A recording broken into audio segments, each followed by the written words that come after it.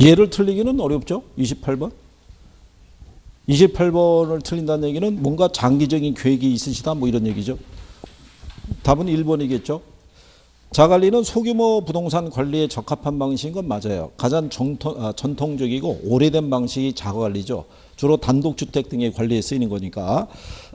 근데 효율적인 관리를 통해 관리비를 절약할 수 있는 장점이 있는 거는 위탁관리의 장점이 되겠죠. 체계적인 관리를 통해서. 그리고 우리가 자산관리라는 게 자산 가치의 증진을 위한 적극적인 관리에 해당이 된다고 보시면 되겠고요. 혼합관리는 자관리하고 위탁관리가 혼합된 형태의 관리고 장점을 추구할 수 있는 이점은 있는데 책임 소재가 문제가 발생했을 때 책임 소재가 불분명할 수 있다는 단점이 있는 게 혼합관리라고 그랬죠. 그래서 28번에는 답이 1번이고요. 그 다음에 29번에 가면요. 우리가 부동산 개발에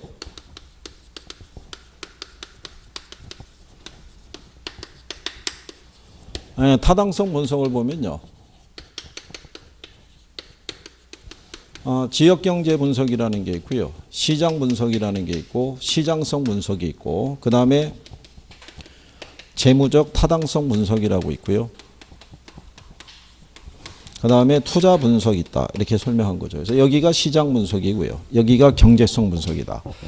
그래서 지역경제 분석에서는요. 개발 사업에 관련된 지역의 모든 수요 요인을 분석한다고 그랬죠.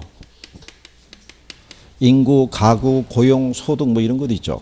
그럼 지역경제 분석을 하는 취지는 뭐냐면 부동산 개발 사업은 기본적으로 부동산 수요가 많은 쪽에서 이루어져야 한다는 얘기죠. 그래서 그거를 확인하기 위해서 뭐를 쓰냐면 경제 기반 분석이라는 걸 하죠. 그래서 입지 개수라든가 경제 기반 승수 있죠. 이거를 활용해서 그 지역의 기반 산업이 뭐고 그 기반 산업의 성장이 지역 경제에 미치는 영향이 어떤 건지를 측정하는 거죠. 그거 하는 게 이제 지역 경제 분석인데요. 그렇다고 해서 개발업자가 모든 수요를 다 감당할 수 있는 건 아니잖아요. 그래서 시장 분석에서는요. 이 안에서 시장을 세분화하고 차별화해서 자기가 가장 자신 있는 애를 타켓을 삼아야겠죠. 그래서 특정 부동산에 대한 수요와 공급을 분석하는 단계가 그게 이제 시장 분석이고요. 시장성 분석은 전 단계에서 조사한 요 특정 부동산을 시장에 공급을 했을 때 얘가 또는 매매 또는 임대될 수 있는 가능성 여부를 조사하는 것이 시장성 분석이라는 얘기죠. 그게 요게 여러분 시험에서 제일 많이 나온 거고요. 이거를 우리가 가능성 여부를 조사하기 위해서 무슨 분석해요? 흡수율 분석하죠. 흡수율 분석이라는 거는 과거의 자료를 토대로 해서 뭐를 추정하는 거예요? 미래 수요를 예측하는 거죠. 미래 수요를. 그러면 이제 타당성 분석에서는요. 전 단계에서 조사된 자료를 매개로 이 투자자의 자금을 유치할 수 있을지 이거를 이제 분석하는 것이 재무적 타당성 분석이고요. 마지막으로 이제 이 개발 사업에 대한 최종 결정을 투자 분석에서 하죠. 가장 최고 최선의 이용이 될 수 있는 개발 사업을 선택한다는 얘기죠. 그래서 거기 29번에 보시게 되면요. 1번 지문에 타당성 분석은 대상 개발 사업이 투자자의 자금을 유인할 수 있을 만한 충분한 수익성을 제공하고 있는지를 분석한다고 되어 있죠. 그게 재무적 타당성 분석이라는 거고요. 그 다음에 이제 거기 보시면 4번 지문에 시장성 분석은 대상 부동산이나 개발 사업이 시장에서 매매 또는 임대될 수 있는 정도를 평가하게 한 연구다라고 되어 있죠. 그리고 이제 3번에 보게 되면요. 시장 분석은 이렇게 되어 있는데요. 이 시장 분석의 역할이라고 뭐 이렇게 나오게 되면 아마 조금 더 구체적으로 줄 거예요. 특정 개발 사업에 대해서 개발업자가 투자 결정을 하기 위해서 필요한 모든 정보를 제공하는 것을 목적으로 하는 것을 무슨 분석이라 한다? 그걸 시장 분석이라고 얘기를 해요. 포괄적인. 얘가 무슨 분석이고요? 경제성 분석이고요. 그렇죠? 그러니까 이거를 줄 때는 여기도 시장 분석이 있잖아요. 그렇죠? 그러니까 얘하고 중복되지 않기 위해서 시장 분석의 역할은 이런 식으로 표현을 해줄 거라고요. 그렇죠? 그래서 이제 5번에 가면 시장 분석은 시장 지역 내 모든 부동산에 대한 근본적인 수요 결정 요인이 되는 인구, 고용, 소득 등을 분석 예측하는 작업이다. 그러니까 틀렸겠죠. 걔는 시장 분석이 아니라 지역 경제 분석에 해당이 되겠죠. 그래서 29번에는 5번이 잘못된 거죠.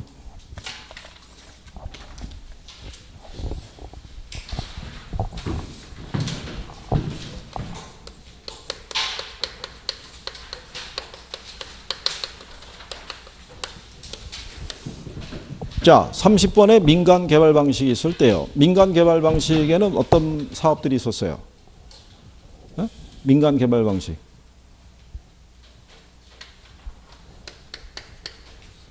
이게 자체 개발 사업이라는 것도 있고요.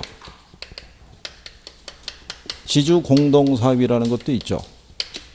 그 다음에 토지 신탁 개발 방식이라는 것도 있고요. 그 다음에 컨소시엄 구성 방식이라고도 있죠. 그렇죠? 그때 이 토지 신탁 개발 방식은요. 위탁자하고 누구 사이에? 수탁자 사이에 신탁 계약이 체결이 되면 위탁자 소유의 이 토지에 대한 소유권이 형식적으로 누구의 명의로? 수탁자, 신탁사의 명의로 넘어가죠. 그러면 이제 여기 있는 수탁자가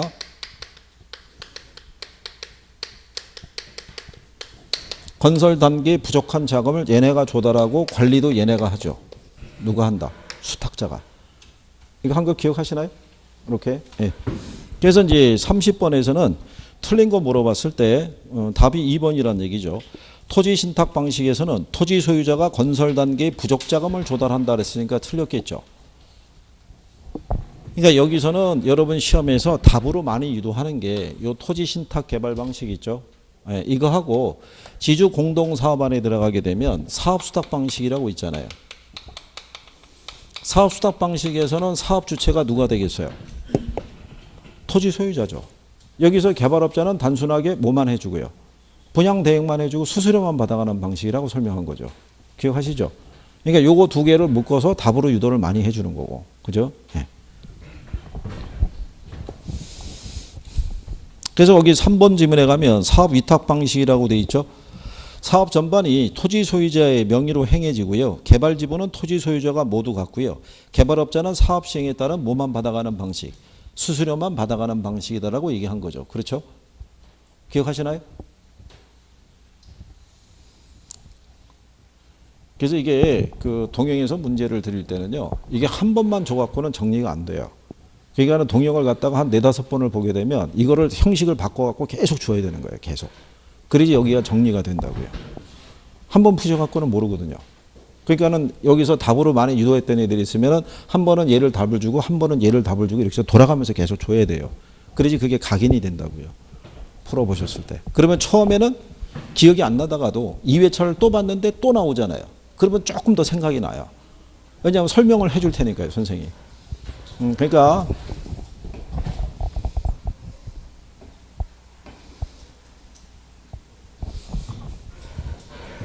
거기 그 4번에는 공사비 대물 변제형이라고 돼 있죠.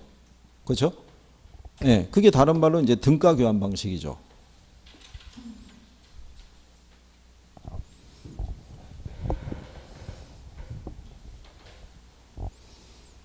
그 다음에 이제 31번에 보시면요.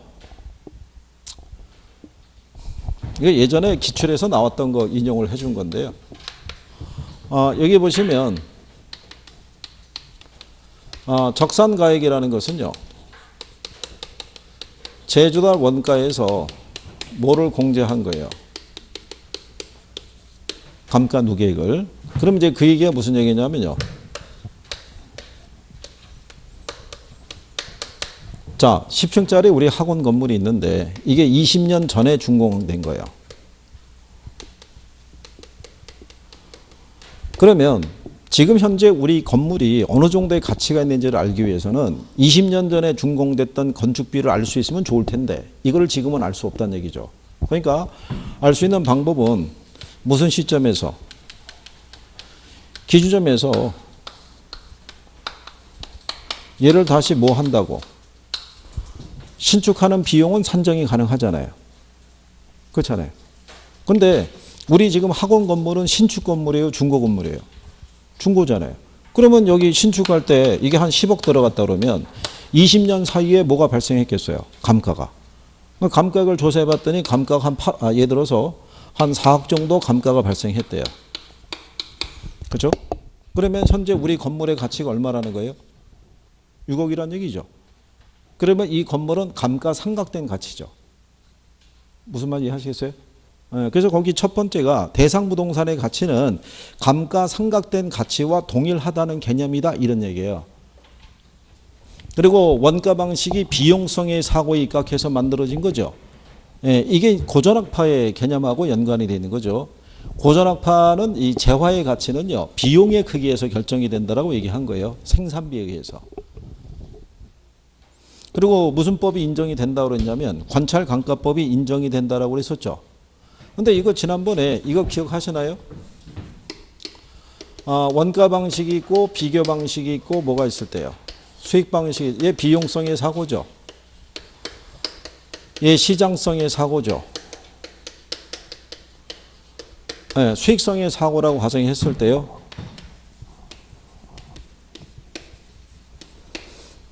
여기 만약에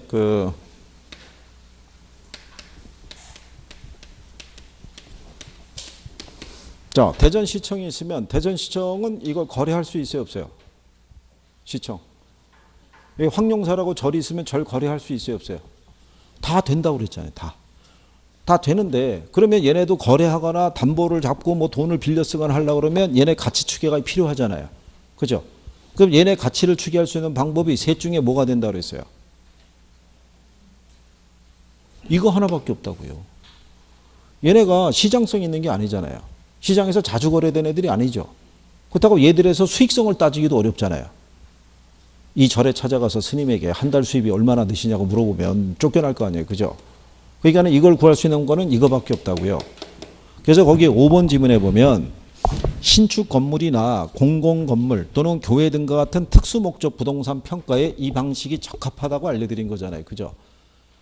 그래서 이 방식이 단점이 많음에도 불구하고 3방식이 존재하는 이유가 그거다 이렇게 설명한 거죠. 답이 5번이라고요. 이게 원가 방식에 대한 설명이라는 얘기예요. 1번은 수익 방식에 대한 설명이죠. 그죠? 그리고 2번에 넘어간 거는요. 그건 부동산 잔여법이라고 그래요. 이건 슌츠라고 하는 학자가 만들어낸 방식이에요. 다.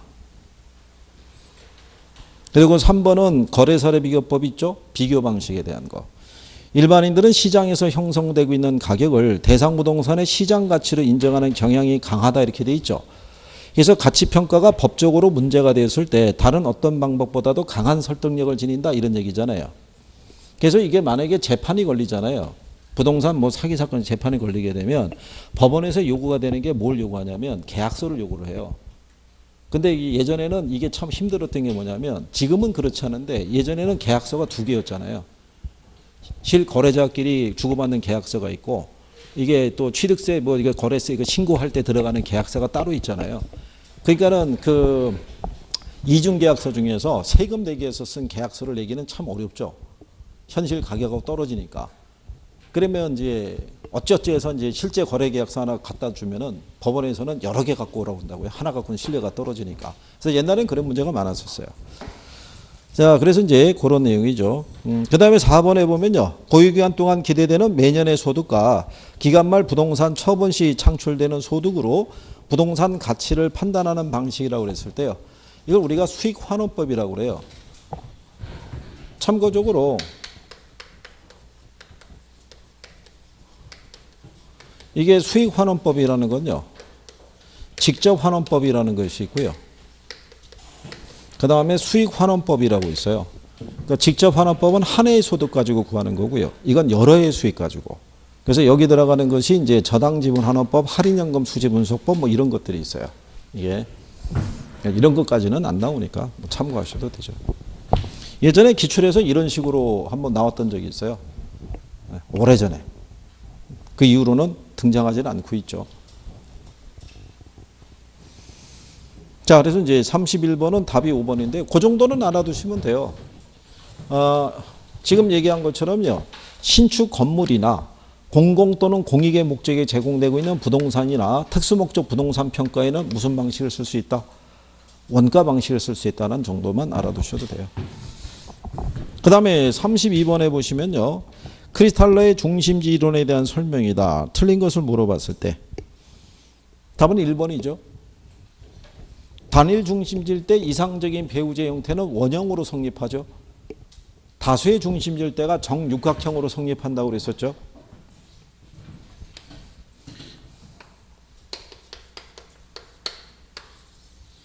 단일일 때는요, 원형으로 성립된다고요. 원 안에 있는 모든 수요자들에게 균등하게 재화 서비스가 제공이 될 수 있어요, 없어요? 제공이 되잖아요. 그러니까 단일 중심 때는 원형으로 성립을 하는데 다수의 중심지가 있을 때는 원형으로 성립하게 되면 서비스가 제공되지 못하는 지역도 있고 이렇게 겹치는 지역도 발생해서 불필요한 경쟁이 발생할 수 있으니까 다수일 때는 무슨 형태로? 정육각형의 모형이 이상적이라고 설명했었잖아요. 기억하시나요? 이거? 그러면 요 안에 있는 사람들은 균등하게 재화 서비스를 제공받을 수 있어요, 없어요? 있잖아요. 이런 식으로. 그렇죠? 여러 개가 주어져 있을 때. 그래서 다수일 때는 정육각형 형태를 갖춰야 된다. 이렇게 얘기한 거죠. 그래서 이제 중심지가 성립하기 위해서는요, 최소 요구치가 재화의 도달 범위 내에 존재하고 있어야 된다. 뭐 이런 얘기였었죠.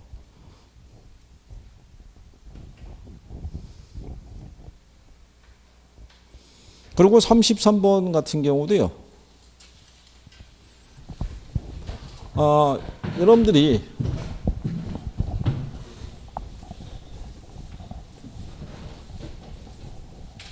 레일리의 소매인력 법칙을 봤을 때요. A 도시가 있고 그 다음에 B 도시가 있어요.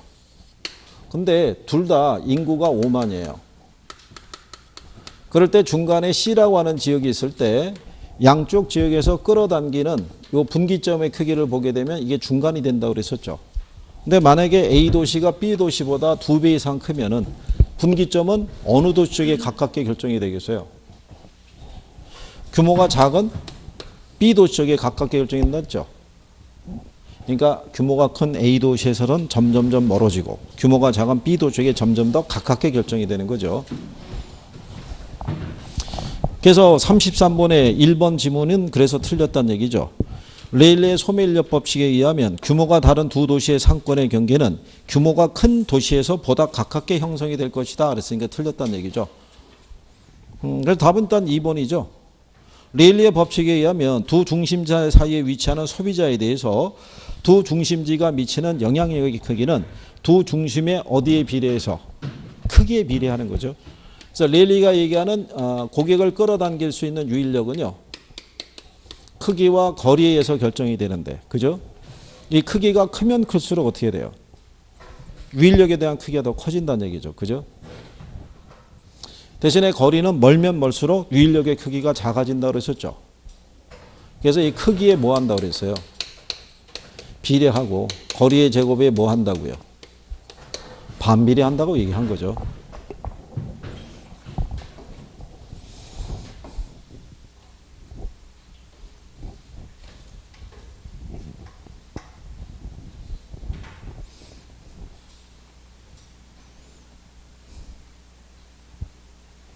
그리고 4번에 보시면 레일리는요. 도시와 도시 간에 어떤 거시적인 분석을 했다 그러면 허프는 미시적인 분석이 있죠.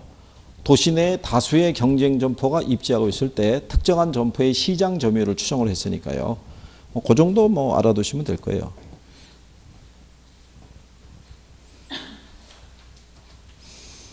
그 다음에 이제 34번에 보시면 마케팅 돼 있는데요.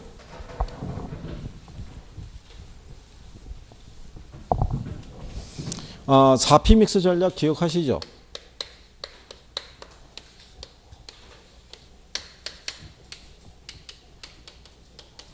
이렇게 있다고 그랬죠? 제품, 가격, 유통 경로, 판매 촉진. 이거를 여러분 시험에 촉진 전략이라고도 출제했던 선례가 있다고 그랬었죠. 그래서 판매 촉진에 들어가는 게 광고 있고요. 홍보 있고요. 인적 판매 있고. 경품 제공하는 거. 이거를 함으로써 이제 수요자를, 소비자를 자극하는 전략이라고 얘기한 거죠. 그때 여기 광고에 보게 되면요. 광고 안에서 안내 광고라는 게 있고 전시 광고가 있다고 그랬죠. 그럼 어느 게 칸이 좁은 거라고 그랬어요? 안내 광고가. 안내 광고는 칸이 좁아서 약어로 쓰인다라고 얘기했잖아요. 그죠? 기억하시나요? 전시 광고는 5단 통광고 그래서 이 면이 넓잖아요. 그러니까 얘는 아이다의 원리까지 활용을 해서 그죠? 광고할 수 있는 게 그게 무슨 광고? 그게 전시 광고고. 그러니까는 34번에서는 일단은 답이 4번이죠. 광고 중에서 안내 광고는 지면이 넓으니까 이 상세한 설명문을 넣을 수 있는 장점이 있다 그랬으니까 틀렸다는 얘기죠. 그렇겠죠? 안내 광고는 이렇게 안내 이렇게 들어가 있어서 좁은 칸에서 광고를 하도록 되어 있다고요. 그러니까 약어밖에 못 쓴다고 그랬잖아요. 그죠? 그 다음에 왜 우리가 좋은 조건의 융자를 알선하는 것 있죠? 그건 무슨 전략이 들어간다 그랬어요? 여기서 좋은 조건의 융자를 알선하는 거는 어디 전략이 들어간다 그랬어요? 그 여기 들어간다죠. 여기에. 유통경로에. 분양 대행업자라든가 중개업자를 활용하는 것 말고 좋은 조건의 융자를 알선하는 것도 무슨 전략이 들어가요? 유통경로 전략에 들어간다고 얘기했잖아요. 그죠? 그래서 여러분들이 보면 왜 중도금 무이자 뭐 이런 거 계속 넣어주잖아요. 그죠? 그래야지만 시장에서 쉽게 유통이 될 거 아니에요. 이런 거 가격 전략 이런 거로 착각하시면 안 되는 거예요.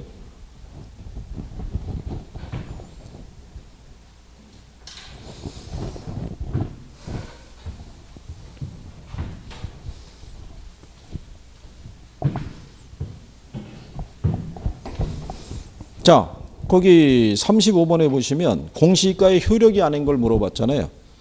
그러니까 답이 3번이에요. 공시지가를 가지고 이 지가의 상승을 억제하는 역할을 할 수는 없어요. 토지용의 효율성이나 이런 거를 유도할 수는 있어요. 무슨 얘기냐면 공시가격에 따라 비싼 건 비싼 것대로 이용할 거고 싼 건 싼 것대로 이용할 거 아니에요. 그죠? 그거는 유도할 수 있어도 지가의 상승을 억제하는 그런 역할은 할 수가 없어요. 그리고 여기는 그냥 공시지가라고 줬는데요. 시험에서 쓰면은 표준지 공시가라고 줄 거예요. 그죠?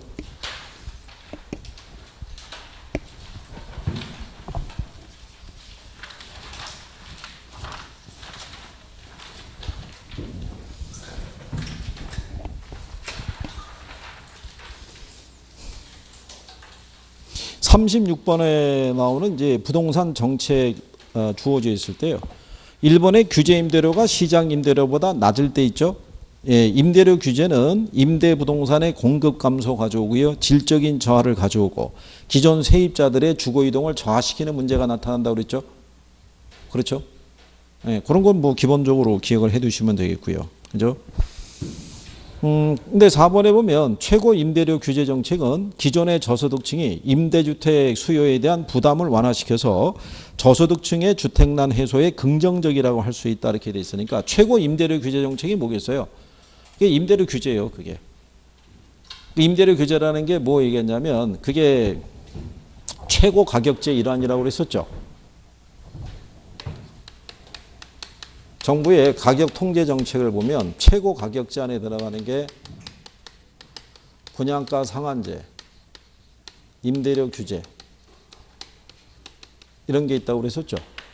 기억하시나요? 이거 분양가 상한제 또는 임대료 규제. 그러니까 정부가 상한선을 정해주고 그거 이상은 받지 못하도록 하는 제도다라고 얘기한 거죠. 그러니까 임대료 규제를 하게 되면은 시장에서 임대주택의 공급을 늘리는 게 아니라 공급을 감소시키는 부작용을 초래하잖아요.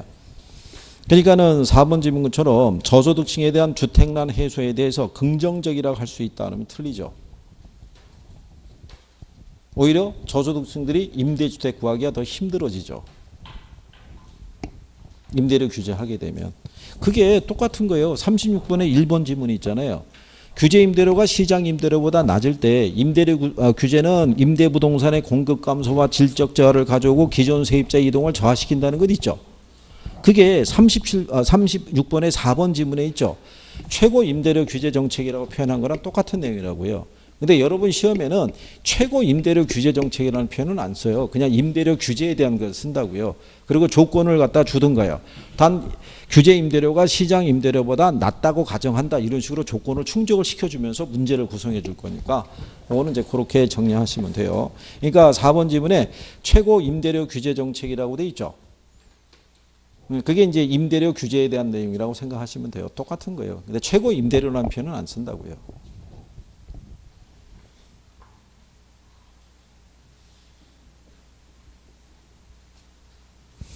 그 다음에 37번에 가시게 되면요. 지역 분석하고 개별 분석이 있을 때 이건 기억하시죠?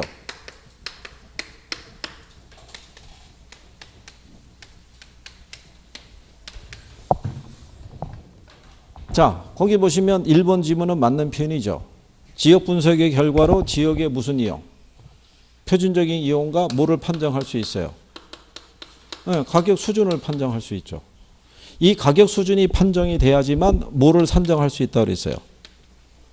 개별 분석을 통해서 구체적인 가격을 우리가 도출할 수 있다고 그랬죠. 그리고 2번에 보면 지역 분석은 개별 분석보다 선행하죠. 선행이 지역 분석이니까. 그렇죠? 틀린 게 3번이겠죠. 개별 분석에서는 인근 지역뿐만이 아니라 유사 지역까지 분석함으로써 대상 부동산의 구체적인 가격을 산정한다 이렇게 됐는데 지역적인 것을 분석하는 게 개별 분석이 아니죠. 개별 분석은 이 대상 부동산의 개별적인 상태를 분석하는 거죠. 그래서 개별 부동산에 대한 무슨 이용? 최이호 이용 상태를 기초로 구체적인 가격을 판정하는 것이지 지역에 대한 부분을 분석하는 건 아니란 얘기죠. 그래서 틀린 게 3번 이렇게 돼 있고요.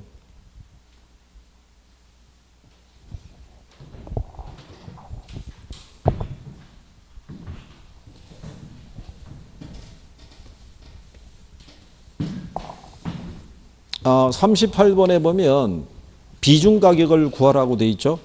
그렇죠? 그러면 이거 거래 사례 비교법 써야 된다는 얘기죠. 그러면 얘 쓰려고 그러면 어떻게 하면 되냐면요. 사례 가격으로부터 시사지계면 하면 된다.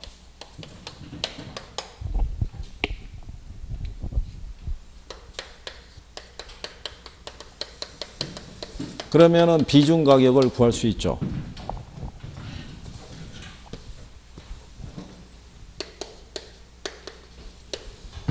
그래서 거기 보면 사례가 1년 전에 2억 원에 거래됐다는 거죠. 근데 우리가 시점 수용할 때는요. 연간 지가 상승률 주어진다고 그랬죠. 5% 아니면 몇 프로? 10%. 5%면 어떻게 계산하시면 된다 그랬어요. 5%면 그냥 100분의 105. 10%가 상승했다 그러면 100분의 110. 그렇죠? 그러니까 100분의 105, 5% 상승했으니까는 100분의 105 하면은 1.05 나올 거 아니에요. 그렇죠? 그 다음에 두 번째 조건이 뭐냐면요. 사례는 친인척 간의 거래 사례로서 정상가 대비 몇 프로 저가로 거래됐대요. 10%. 그러면 둘 다 100일 때 사례가 100으로 분모로 들어온다고 그랬죠. 여기서 10을 빼게 되면 90분의 100이죠. 그럼 계산하면 얼마 나오겠어요? 1.11111 이렇게 떨어진다고요. 그죠? 그 다음에 인근 지역은 사례 부동산이 속해 있는 유사 지역보다 지역 요인이 몇 프로 열세하다고 돼 있어요. 10% 또 열세하죠. 그러면 똑같이 얼마 나오겠어요? 1.1111 이렇게 또 떨어진다고요. 그 다음에 대상 부동산은 사례 부동산보다 개별 요인이 몇 프로가 우세하대요. 10%가 우세하니까 100분의 110 개념이니까 1.1이 되겠죠. 그렇죠? 잠깐만요. 인근 지역은 사례 부동산에 속해 있는 유사보다 지역요인이 10% 열세하다는 거군요. 그러면 얘는 0.9가 되겠죠. 지역 요인에 대한 거. 요걸 계산하시면 돼요. 1.05 곱하기 1.11 곱하기 0.9 곱하기 얼마? 1.11. 그죠? 1.1을. 요거를 계산하시게 되면요. 이렇게 나올 거예요. 1.155 이렇게 계산하시면 그러면 2억에다가 얼마를 곱하면 1.155를 곱하시게 되면은 2억 3,100만 원 나올 거예요. 그 숫자 나오나요? 1.155 곱하기 그렇게 하시면. 근데 여기는 지금 보시면 하나, 둘, 셋, 네 개까지 줬잖아요. 실전에 주면 한 세 개밖에 안 줘요. 세 개밖에. 네 개까지 도출하는 거는 너무 길고요. 세 개. 그래서 대부분 인근 지역에서 사례를 수집했다 그래서 인근 지역, 지역의 비교는 빼버려요. 이거는. 그리고 얘는 그냥 줘요. 지가 상승률은 그냥 준다고요. 그러니까 뭐 그래도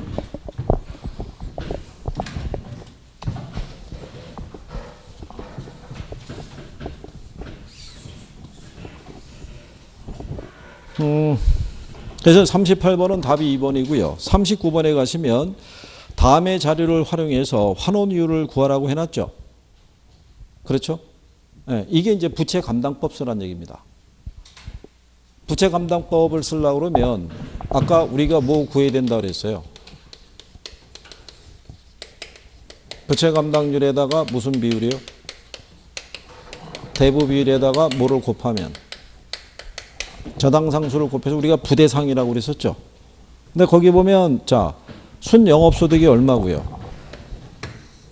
1억 2천이고 부채 서비스액이 1억이라고 줬잖아요. 그러면 이거는 10분의 10이니까 1.2 나오겠죠. 그 다음에 이제 대부 비율은 몇 프로 줬냐면요. 60% 줬죠. 그 다음에 저당상수는 8% 줬으니까. 그래서 1.2 곱하기 0.6 곱하기 0.08 이렇게 하시게 되면요. 계산기한에서 0.0576 이렇게 나올 거예요. 그러니까 5.76%라고 보시면 되죠. 그죠?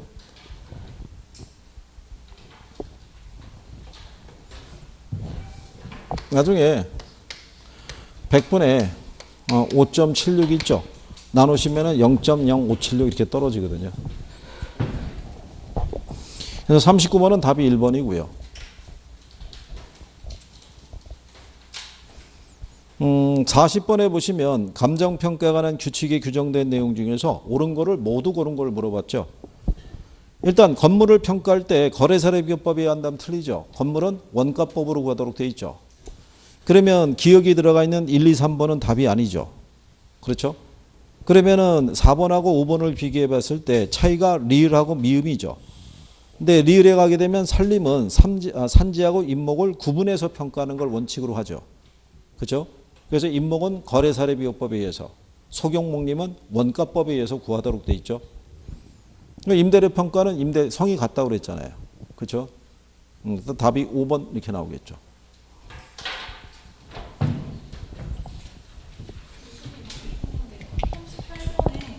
계산하면 계속 답이 2307으로 나오는데 그죠? 천천히요. 거기서 계산해서 1.11111 이렇게 떨어지는 거 있거든. 그것까지 다 집어넣어서 해야 돼. 그 중간에 내가 여기서 할 때는 이제 1.111 이렇게 나온다고 그랬잖아요. 이거 잘라가지고 그냥 1.11을 해서 곱하게 되면은 숫자가 1.155가 안 떨어진다고요. 그렇게 하면은. 그러니까 출제자들이 줄 때는요, 이렇게 뒤에 쭉 늘어서 있는 것까지는 안 준다고요. 그냥 떨어지게 준다고요. 떨어지게. 그래서, 자, 어쨌든 간에 지난주보다 성적이 좀 개선이 됐기를 바라고요. 틀리신 거를 가지고 뭐 하셔야 돼요? 복습하셔야 돼요. 그죠? 자, 일단 오전 수업은 여기까지 하겠습니다. 고생하셨습니다. 수고하셨습니다.